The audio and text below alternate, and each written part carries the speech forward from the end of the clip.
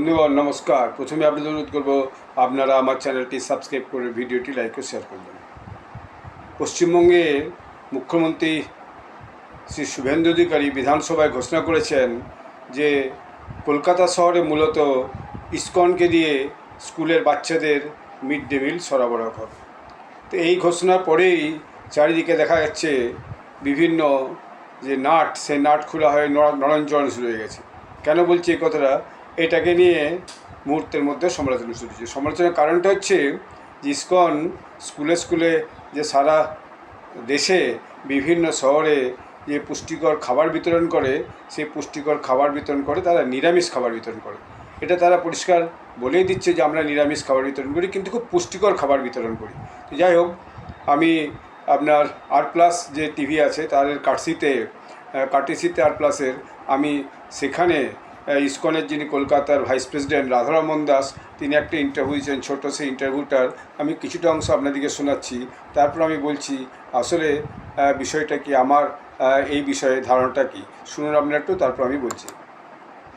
Mid day মিলের দায়িত্ব দেওয়া হয়েছে ইসকনকে। অনেক রাজ্যে আমরা এটা সেবাটা করছি, মিড ডে মিল সাপ্লাই করা হচ্ছে, অনেক শহরে করা হচ্ছে। আমরা বৈষ্ণব, তো আমাদের যত মেনুটা হবে শাকাহারি হবে। কবে থেকে আপনারা মিড ডে মিল সরবরাহ শুরু করে দেবেন? অলরেডি যে অ্যাক্টিভিটি রয়েছে আমাদের যে টিমটা, ওটা অলরেডি ব্যাকগ্রাউন্ডে কাজ করছে। না, আমরা এখনো মেনু সেট আপ করিনি, তো মনে কেউ ছড়িয়ে দিয়েছে, কিন্তু যেটা ঘটনা এখনো আমাদের মেনু সেট আপ করা হয়নি। স্কুলে প্রাক প্রাথমিক থেকে অষ্টম শ্রেণীর বাচ্চাদের যে মিড ডে মিল দেওয়া হয়, এবার থেকে সারা কলকাতার সরকারি এবং সরকারি সাহায্যপ্রাপ্ত স্কুলে মিড ডে মিলের দায়িত্ব দেওয়া হয়েছে ইসকনকে। এ নিয়ে আমরা কথা বলবো কলকাতা ইসকনের ভাইস প্রেসিডেন্ট রাধারমন দাসের সঙ্গে। আমার সঙ্গে তিনি এই মুহূর্তে রয়েছেন। ইসকনকে দায়িত্ব দেওয়া হয়েছে, দেশের অন্যান্য রাজ্যেও কিন্তু ইসকনের দায়িত্বে রয়েছে এই মিড ডে মিলের। তো সেক্ষেত্রে কলকাতায় এবার দায়িত্ব পেলেন ইসকন, কি বলবেন? এটা অনেক আনন্দের বিষয়। আমরা সর্বপ্রথম মাননীয় মুখ্যমন্ত্রী শ্রী শুভেন্দু অধিকারীজিকে অনেক অনেক ধন্যবাদ জানাই কি উনি ইসকনের উপরে এটা বিশ্বাসটা রেখেছে আর আমরা একটা দায়িত্ব পেয়েছি। ইসকন 2004 সাল থেকে, যখন থেকে মিড ডে প্রকল্পটা গভর্নমেন্টের শুরু হলো, তখন থেকেই আমরা যুক্ত রয়েছি। প্রায় 21-22 বছর থেকে আমরা অনেক রাজ্যে আমরা এটা সেবাটা করছি, মিড ডে মিল সাপ্লাই করা হচ্ছে, অনেক শহরে করা হচ্ছে। আজকে মুহূর্তে আমরা প্রায় 12 লক্ষ বাচ্চাদেরকে রোজ মিড ডে মিল আমরা সাপ্লাই করছি। কোন রাজ্যের শহরে আপনারা মিড ডে মিল দেন বাচ্চাদেরকে? অনেক, যেরকম পুরো দিল্লি স্টেটে হয়, দিল্লির যত স্কুল রয়েছে, উত্তরপ্রদেশে হয়, হরিয়ানাতে হয়, ঝাড়খণ্ডে হয়, গুজরাটে হয়, তারপরে রাজস্থানে হয়, মহারাষ্ট্রে হয়, তো এরকম ছত্তিশগড়, তো এরকম বেঙ্গলে হয়, বেঙ্গলে এখন আমরা করবো। তো এরকম অনেক রাজ্যে আছে, আর অনেক শহর, বোম্বেতে হয়, দিল্লিতে হয়, পুনাতে হয়, তো এরকম অনেক শহর আছে, বিভিন্ন শহর। 22টা, আমরা যত জানি 22টা শহর রয়েছে যেখানে আমরা করছি। ইসকনে মূলত ভেজিটেরিয়ান খাবারই তৈরি হয়, নন ভেজ হয় না। কিন্তু স্কুলগুলোতে দেখা যেত যে স্কুলের বাচ্চাদের সপ্তাহে একদিন করে নন ভেজ দেওয়া হতো, কোথাও মাছ, মাংস বা ডিম দেওয়া হতো। তো সেক্ষেত্রে আপনারা মেনু কিভাবে সাজাচ্ছেন? আমাদের, আপনারা জানেন কি আমরা চৈতন্য মহাপ্রভুর বাণীটা ফলো করি, গৌড়ীয় আমরা বৈষ্ণব, তো আমাদের যত মেনুটা হবে শাকাহারি হবে। কিন্তু অনেক লোক আশঙ্কা করে কি শাকাহারি ফুডে কি প্রশ্ন থাকে কি প্রোটিন হবে, এটা হবে না। তো যদি আপনি দেখেন বিরাট কোহলি এত বড় স্পোর্টস পার্সন, ক্রিকেটার, উনি নিজেই পিওর ভেজিটেরিয়ান, আর দেখুন উনি কীরকম উনি খেলছেন। এরকম অনেক ইন্ডিয়ান ক্রিকেট টিমেও অনেক লোক ভেজিটেরিয়ান রয়েছে। ইভেন অলিম্পিক্সে যিনি 100 মিটারে একবার চ্যাম্পিয়ন ছিলেন, উনিও ভেজিটেরিয়ান ছিলেন। অলিম্পিকে অনেক যারা স্পোর্ট করে অনেক লোক ভেজিটেরিয়ান রয়েছে।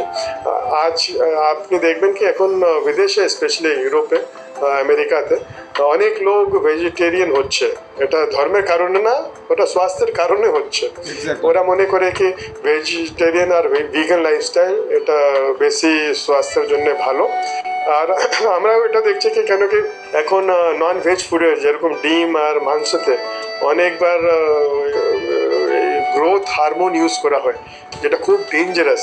অ্যাকচুয়ালি ডিমকে অনেক করার জন্যে, মুরগিকে অনেক ফুলিয়ে দেওয়ার জন্যে অনেক ইঞ্জেকশন দেওয়া হয়। সেই জন্যে মানে ছোটো ছোটো মুরগি অনেক কম সময়ে অনেক বড় হয়ে যায়। তো এটা ঠিক না। আর ও যে মাংসটা আসে ওটা অনেক স্বাস্থ্যের জন্যে হানিকারক। তো সেই দৃষ্টিতেই অনেক লোক ভেজিটেরিয়ান হয়ে যাচ্ছে। আমরা এটাই আশা করি কি এই যে পৌষ্টিক আহার যেটা স্পান দেবে, আমরা খুব ক্লিন এনভায়রনমেন্টে আমরা এটা রান্না করি। অনেকবার এটা দেখা গেছে কি সেলফ হেল্প গ্রুপ করে, কিন্তু ও তো ওরা ক্লিননেস মেনটেন করতে পারি না। মাছের সঙ্গে অনেক মাছিও চলে যায়, আবার ককরোচ থেকে নিয়ে অনেক লিজার্টও এরকম খবর এসেছে। তো সেই হিসাব দৃষ্টিতে স্কোয়ারের যেটা আমরা যে সেন্ট্রালাইজ কিচেন হয় ওটা আমরা অনেক সেফটি আর ক্লিননেস স্ট্যান্ডার্ড যেটা স্থাপিত রয়েছে ওর সার্টিফিকেশন নিয়ে কাজ করি। কোথায় হবে? বিষয়টা হচ্ছে যেটা তো সত্যি কথা, বিভিন্ন খবরে বিভিন্ন সময় এসব ঘটনাগুলো তো প্রকাশ পেয়েছে প্রথমত। দ্বিতীয়ত হচ্ছে এমন কোনো কথা নেই যে মাছ মাংসের ডিম খেলেই প্রোটিন হবে আর প্রোটিন হবে না। দেখুন, ভারতবর্ষে একটা বিশাল সংখ্যার মানুষ তারা কিন্তু এখন হচ্ছে যে আপনার ভেজিটেরিয়ান, ঠিক আছে। কারণটা হচ্ছে স্বাস্থ্যই মূলত। আর তার একটা জিওগ্রাফিক্যাল পার্সপেক্টিভও আছে। জিওগ্রাফিক্যাল পার্সপেক্টিভ হচ্ছে যে এই যে মাছ মাংসের যে চলন তার যে দেখা যায় সেটা একটা জিওগ্রাফির সঙ্গেও যুক্ত। যেমন ধরুন সামুদ্রিক এলাকা, আপনি চেন্নাই থেকে ধরে নিন কর্ণাটকের কাড্ডালোর, ওড়িশার কটক বলুন, পশ্চিমবাংলার যে সামুদ্রিক এলাকা বলুন, এইসব জায়গার মানুষ সমুদ্রের থেকে যেহেতু প্রচুর মাছ উঠে এবং সস্তায় মাছ পাওয়া যায়, সেই জন্য মানুষ এখানে মাছটাকে বেশি পছন্দ করে। আমি নিজে চেন্নাই গিয়েছি, চেন্নাই দেখেছি চেন্নাইয়ের যে মেরিনা বিচ আছে সেখানে সন্ধ্যার সময় ওই ঠেলা গাড়ি করে সেখানে স্টোভ নিয়ে যে ওখানকার যে হকাররা তারা সমুদ্রের যে টাটকা মাছ, ছোটো ছোটো মাছ, বড় মাছকেও কেটে তারা সঙ্গে সঙ্গে পুরো স্টোভে জেলে সেখানে কড়াতে ভেজে সেগুলো বিক্রি করে এবং মানুষ খুব আনন্দের সঙ্গে সেগুলো খায়। সেরকম এটা সামুদ্রিক অঞ্চলে সব জায়গাতেই কম বেশি আছে। কোনো কোনো সামুদ্রিক অঞ্চলে ছোটো ছোটো মাছ অনেক ধরে তাকে সমুদ্রে বালির মধ্যে ত্রিপল পেতে বা কাপড় পেতে শুকনো করে, শুকনো মাছ অনেক ক্ষেত্রে বিক্রি হয়। তো সেই যে availability of fish due to seashore near by, সেটা একটা কারণ। আর ধরুন পশ্চিমবাংলা যে গ্রাম বাংলার যে বিষয়টা আছে, গ্রাম বাংলায় প্রচুর মানে পুকুর, বাঁধ, তালাব যাকে আমরা বলি হিন্দিতে, সেটা আছে। ফলে সেখানে খুব সহজে মাছ উৎপন্ন হয়। মানুষকে বাজার দোকান প্রায় করতে হয় না, নিজের ঘরে অনেক ক্ষেত্রে কিছু সবজি উৎপাদন হয়, গোয়ালে গরুর থেকে দুধ উৎপাদন হয়, তারপর হাঁস চাষ, বর্তক চাষ করে ডিম পাওয়া যায় এবং মাছ চাষ করে হাতের সামনে মাছ পাওয়া যায়, যেগুলোর জন্যে গ্রামীণ মানুষের অনেক ক্ষেত্রে পয়সা খরচা করতে হয় না। ফলে গ্রামীণ মানুষ সহজের এই উপলব্ধতার জন্য তারা এই মাছ ডিম মাংস বেশি করে খায়। আবার দেখুন পাহাড় অঞ্চলে কী হয়, পাহাড় অঞ্চলেও সেখানে পুকুর বাঁধ কম, নদী হ্রদ কোথাও কোথাও আছে, কিন্তু তবুও পাহাড় অঞ্চলে যেহেতু প্রচণ্ড ঠান্ডা বেশিরভাগ সময়ে, সেখানে বছরের বেশিরভাগ সময় ঠান্ডা থাকে, সেই জন্য সেখানকার মানুষ আবার মাংস বেশি পছন্দ করে। মাছ অত বেশি না পছন্দ করলেও বা মাছের অ্যাভেলেবিলিটি অত বেশি না হলেও মাছের দাম বেশি হওয়ার জন্য মানুষ কিন্তু মাংস বেশি পছন্দ করে। আমি দার্জিলিং গিয়ে দেখেছি, সেখানেও দেখেছি পাহাড় অঞ্চলে মাংসের প্রচলন কিন্তু খুব বেশি এবং ছোটো ছোটো পাহাড়ের সাইডে ছোটো ছোটো ঘর করে বিভিন্ন রকমের কিন্তু ওই যে হাঁস মুরগি ইত্যাদি, বিশেষত মুরগি ইত্যাদি পালন করা হচ্ছে এবং পুরো সমতল থেকেও সেই সমস্ত জিনিস সেখানে যাচ্ছে। এবং আপনি যদি নাগাল্যান্ড দেখেন, মণিপুর, মিজোরাম দেখেন, এখানে মানুষ মাংসের প্রতি ভীষণ ভক্ত।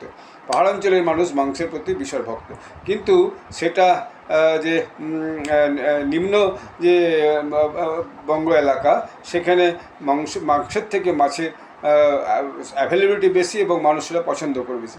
আবার যদি আপনি ভারতবর্ষের অন্যান্য প্রান্তে যান, বিশেষত সমস্ত জনসংখ্যারই যে irrespective of religion and caste and creed, বহু মানুষ আজকের দিনে এই নিরামিষ আহার পছন্দ করছেন স্বাস্থ্যের কারণে। আরেকটা কারণ হচ্ছে যে উত্তর ভারতে মূলত বেশিরভাগ সেখানে কিন্তু এই যে নিরামিষ ভেজিটেরিয়ান খাবার বেশি মানুষ পছন্দ করে। দিল্লিতে কয়েক বছর থেকেছি, তখন দেখছি সেখানকার অধিকাংশ মানুষ কিন্তু এই ভেজিটেরিয়ান ফুড পছন্দ করে। সয়াবিন, বিভিন্ন রকমের বহু রকমের ডাল, সবজি, শাক, পাতা এই সমস্ত বেশি ব্যবহার করে। কারণটাই হচ্ছে এতে তারা মনে করে এতে শরীর সুস্থভাবে থাকে এবং বরাবরের জন্য এটা তাদের কাছে একটা প্র্যাকটিস হয়ে দাঁড়িয়েছে। তার মানে যে সেখানে মানুষ ননভেজ খায় না, বিহার, উত্তরপ্রদেশ, দিল্লি, হরিয়ানা বা রাজস্থান, তা কিন্তু নয়। যাদের পছন্দ হয় তারা খায়, কিন্তু যাদের পছন্দ হয় না তারা খায় না। আর যেহেতু ওগুলো সমতল থেকে বেশি সাপ্লাই যায়, তার জন্য একটু দাম বেশি।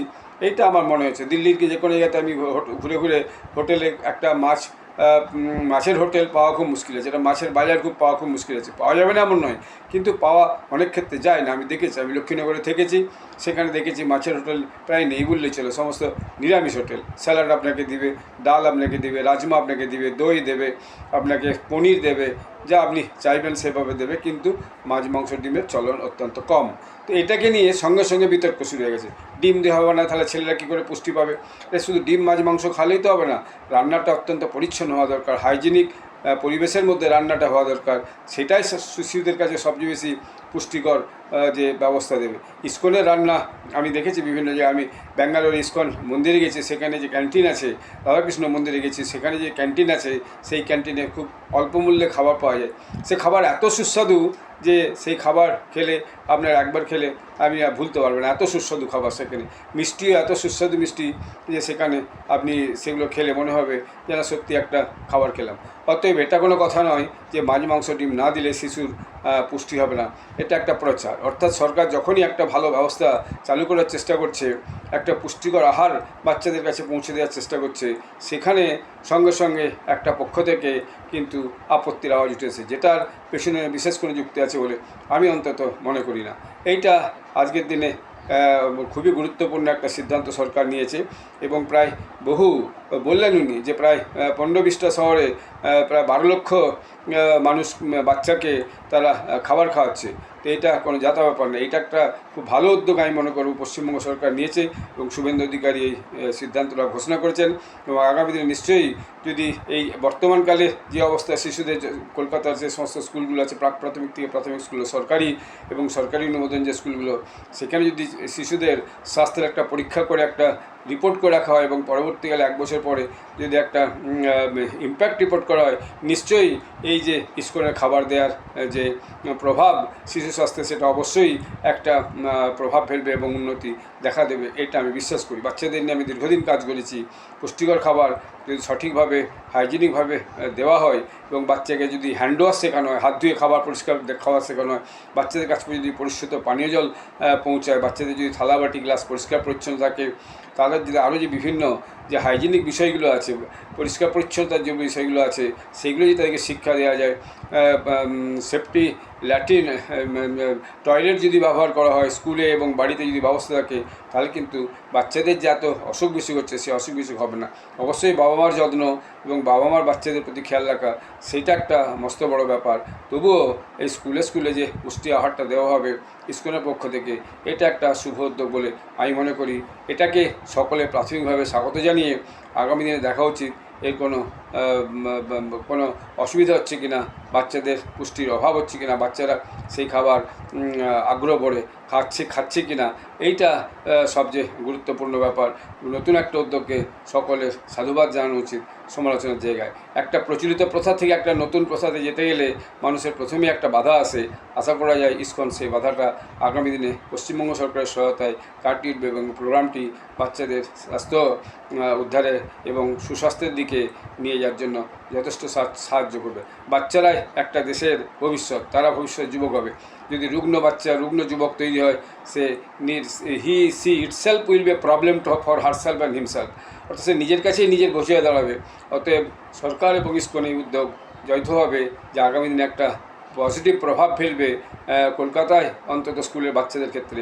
এটা আমি অন্তত মনে করি। আপনারা আমাকে সমালোচনা করতে পারেন, কিন্তু পক্ষে কথা বলাটারও আমার মৌলিক অধিকার আছে। আমি সেই অধিকার থেকেই এই ভিডিওটি করে আপনাদেরকে জানালাম। আপনারা সবাই ভালো থাকবেন। ধন্যবাদ।